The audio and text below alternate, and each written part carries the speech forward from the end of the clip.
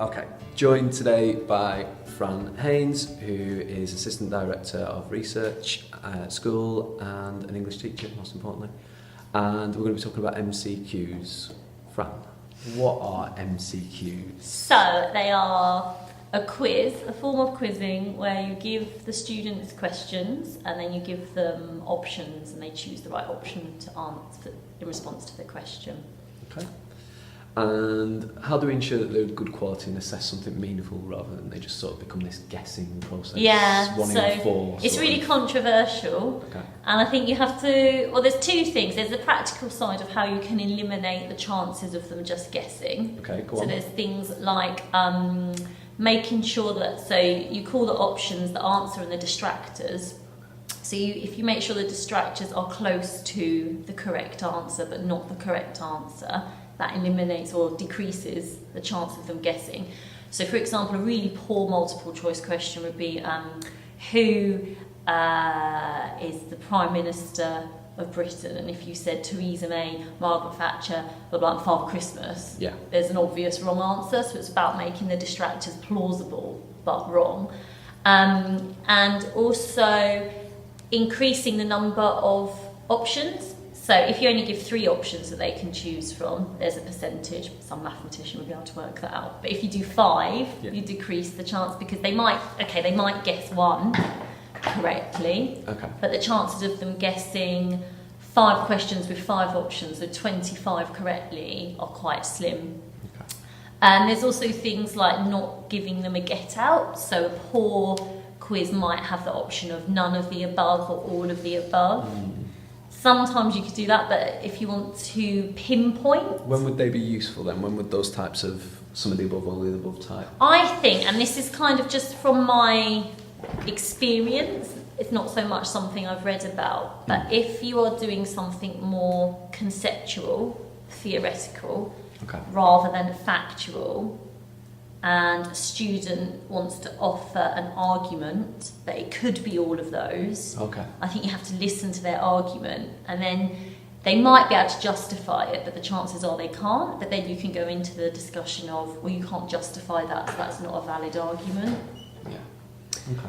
But maybe they can. And the really good thing I find about multiple choice quizzes is they make me think as the teacher, because by giving them the options, in my head, I know that's the answer. And sometimes that absolutely is the answer, yeah, and I'm not going to accept anything else if it's knowledge, you know, if it's that. But sometimes they'll say, oh, but miss, this character could be da, da, da, because, and I've found myself going, oh, actually, you're right. Yeah. And I find that's good with multiple choice quizzes, which is interesting because lots of people think it doesn't work for subjects like history and English.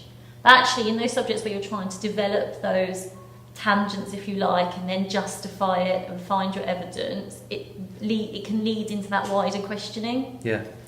I wasn't going to ask you this, but I just thought this. Hope it's good. As you're talking there, so in creating the questions, you are having to think really deeply and almost metacognitively.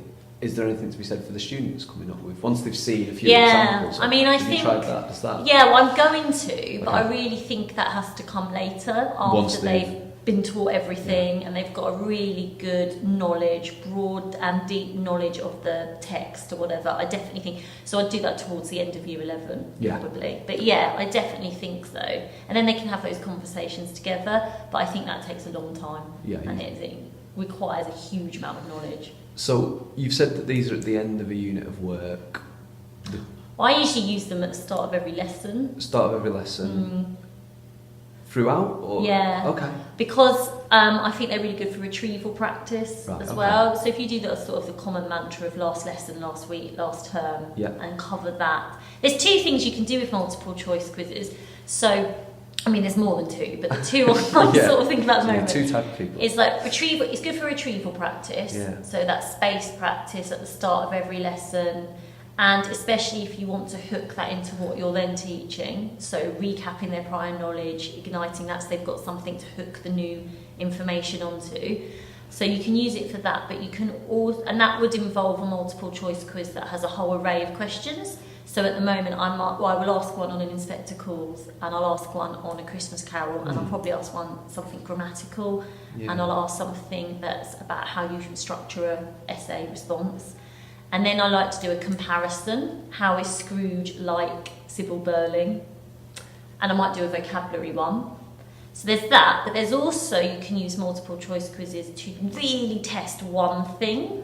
So say you were doing apostrophes, 10 questions on apostrophes, which one has been used correctly, which one's the apostrophe's omission, which one's used apostrophe possession. 10 questions on that gives you a really clear indication of who's understood how to use that apostrophe and who hasn't. In a way that complete this apostrophe, write your own example. Yeah. Well, while that would, it's not as thorough in a sense. It doesn't help you to pinpoint. What the multiple choice quiz does is help you to pinpoint exactly what they're getting wrong. Yeah. Like, okay, you're not understanding that an apostrophe possession goes after the S for plural nouns or whatever. That's the bit I've got to do. That's why you're getting it wrong. I like that. Right, so at the risk of going off on a tangerine, as my grandma says, last lesson, last term, tell us about that. I really liked that phrase. Oh, so this is all the sorts of about retrieval practice and spaced and interleaving. So if you do a question based on something you learnt last lesson, then a question on something you learnt last week, then a question on something you learnt last term, and then in year 11 something we learnt last year, because it's all got to come. And then the really good thing about making multiple choice quizzes is it does take time, but you start seeing the link, so you start seeing, oh, they will understand that because they've done that, that's how I'll introduce it. Yeah. So, and that's a kind of really good pattern to use every week, last term, last year. I really like that, because I mean, I think we probably all do that sort of classic NQT thing, isn't it? Of, oh my God, I've been planning these lessons and I haven't slept. What did we do last lesson? I best ask them. And then it ends up being the best bit of your lesson. Because you're like, oh wow, well, actually I taught you something last week. Great. And it's amazing, like with year 7s, because I teach a year 7 class once a fortnight. And I am astonished at what they remember sometimes. You know, they think so. And this is a really good example. So we did a lesson on using precise. If you use precise nouns, you don't need adjectives. So it was my mantra. You know, if your nouns are good enough, you don't need to load your sentence with useless adjectives. So we did a big lesson on cutting out the use. You know, you don't need tiny flea. A flea is tiny. Yeah. But if you had the insect, you might want tiny. But name your noun. Yeah. Okay. And a more interesting sentence is Holly ate the rich tea than the girl ate the biscuit. Yes. Blah, blah. Yeah. So we did all this stuff, and then on their multiple choice quiz, I gave them 5 sentences, and one of them named every noun. And the question was just, which is the best sentence? And they said that one, and I said why, and they said because they've named every noun. I was like, they've really remembered it, and that was 4 weeks later. So that was useful. So it's about helping them identify where language is working. This makes my life so easy. I'm not even doing the questions I asked. I just keep coming up with more questions because you keep saying interesting things. Right. How would you use MCQs for an essay response? Because that's not something I'd hope not many people would think to do. What sort of question? For an essay. For an essay, yeah, for like essay writing. Well, lots of essay questions can be work really well as multiple choice quizzes. So an essay question, how does Priestley present responsibility? Or give them some options. Okay. Which one do you pick? Okay, why? Okay. And you don't have to answer it as an essay. Which quote fits? Would you use? Which word would you zoom in on?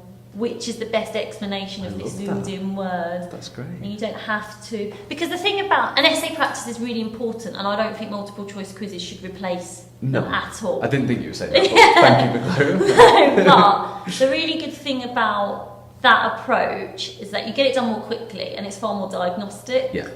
If you get an essay back and it's not very good, it's hard for you to know. You know why it's not very good because they haven't quote, but it's hard for you to know why they haven't done it. You know, and it's hard for you to feed back really specifically. But if you do your multiple choice quiz first, it's kind of like the pre-knowledge before they write the essay. Okay. Yeah, I like that, and I think, you know, part way through what you were saying around the idea of the last week, last term, and what the logical lead on from that, I was kind of thinking, oh God, is this a bit sort of to the man with a hammer, you know, everything's a nail? And then actually you've touched on a few things there. So it has its place, it's diagnostic, and you as the professional need to decide when is it time for MCQ and not for... Yeah. And actually, there might be some patterns there even. Have you noticed a sort of pattern with, you know, is it this bit of the term just before we've learned this? Is it after we've done our first bit of writing and I can't work out what the problem is? Mm-hmm. You know, it's both. It's definitely when you're teaching new knowledge. Okay. It's definitely about that kind of, because knowledge is valuable, and if they don't have the... Really? Yeah, if they don't have the right knowledge, they're not going to do the right analysis. Let me write that down. So there's definitely that. And then sort of in the kind of, you've taught a lot. Yeah. You tested it with your multiple choice quiz, and then leading up, and then I would do a little bit of just retrieval, like write down everything you know.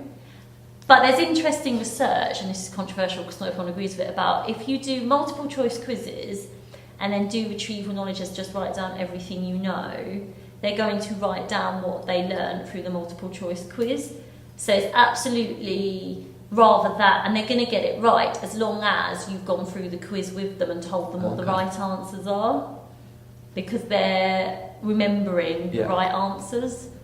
Why is that controversial? Well, so I think some people think that they will remember the wrong answers. Okay. So that's why it's really important that you tell them what was the right answer. Yeah, I've forgotten what it's called. There's a thing around that, isn't there? And there's some research been done that there's actually, it's in Christodola's book early on, that when you receive correction on an answer that you honestly believed was correct, it wasn't a guess, it was what you truly believed, that there's some sort of extra effect in the learning, it becomes a much stronger memory. Yeah, something like that. I can't remember who did that research or what it's called. But that's why it's really description. important that you go through the right answers and you don't just take them in and have a look at it yourself and go, oh, that's interesting, they got that wrong. It's funny, you know, we're just talking there about, you know, that lesson where you kind of bumble through a little bit as an NQT, but actually there's something really good in that. You know, we're just saying there, actually marking it in lesson.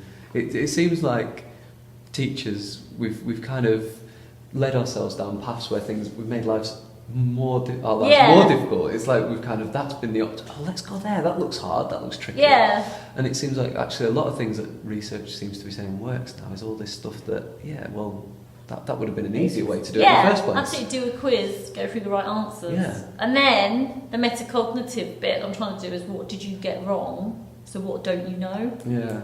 And then the multiple choice quiz. If some people are really clever, I'm not this systematic yet, but if you know that you might have a set form, you know that question is about, number one's always about grammar, number two's always about this, number three's about that, and then you can make all these spreadsheets that tell you they're always getting grammar wrong, that student, they're always getting the writer's purpose wrong. And so that is being systematic about the things that we sort of, not intuitively, but we start to build up a pattern, don't we? So I was walking around earlier and I said, you know, I won't use the student's name, but paragraphs, don't forget, you know, just that little cue of, you always forget apostrophes, just, you know. So building up that pattern in a systematic way using the MCQs, that's interesting. And but you haven't done it like that. You haven't done I wish I could. It's question kind of one grammar. No, I just kind of, I do it very much.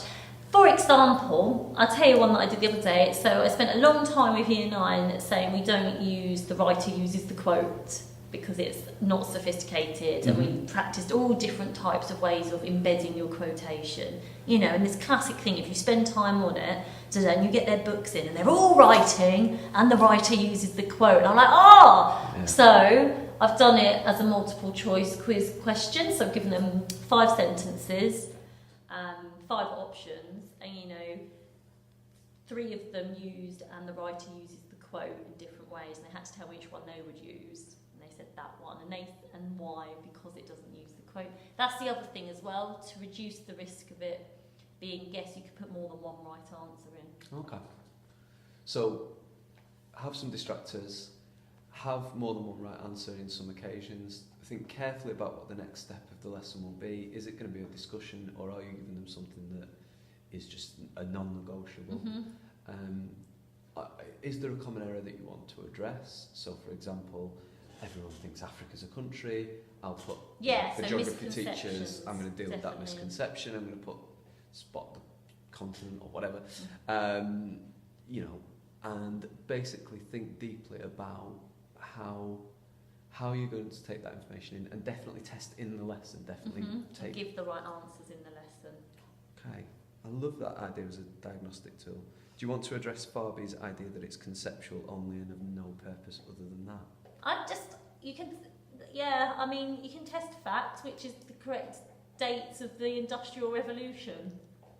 Like, he's right, I get what he's saying, that with retrieval knowledge, so if you have a pattern here, so the best retrieval knowledge is just remembering it. Yep. And if you give them the options, there are triggers. But do that first, and then later on they can do the blanket remembering. That's a really good step, I believe. Always best to argue with Farby when he's not in the room. 'Cause Wait till he's not something in the clever. room and then say it. Yeah. So Andy had the statement. I think he was.